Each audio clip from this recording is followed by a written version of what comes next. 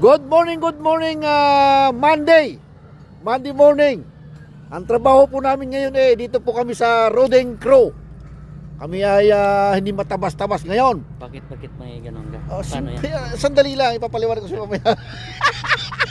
Gusto mo rin malaman, ha? Oh. Okay. Ayan.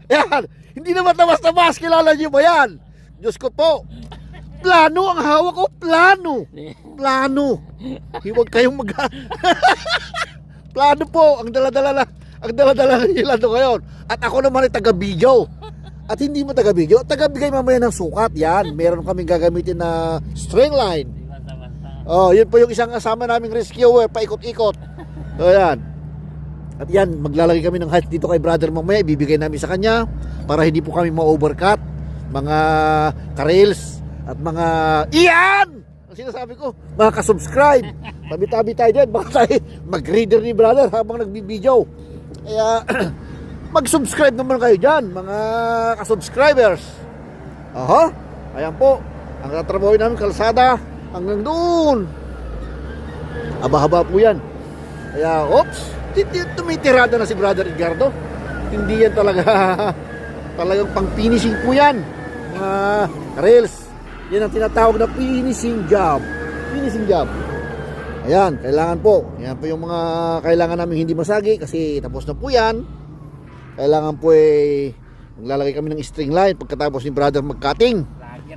Oo, sige. Kaway-kaway yan, brother. Ipakita mo yung plano natin yan.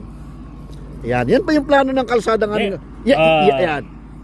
This one 645 over there. And then up minus 108. 108. And then equivalent of 537. Alright. Di na mo? In the center, eh? In the center. Okay, in the center. Alright. Other side. 555 minus 108 and then equal 447. 447. Other side. Okay, going there. Alright.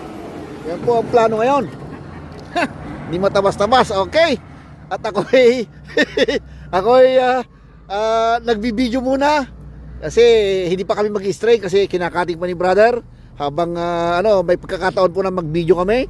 Ayan po, kinakalankan na po yung yung aming pang-string. Oh, mapuluputan yung saka mo, brother. Oh, napuluputan. Oh.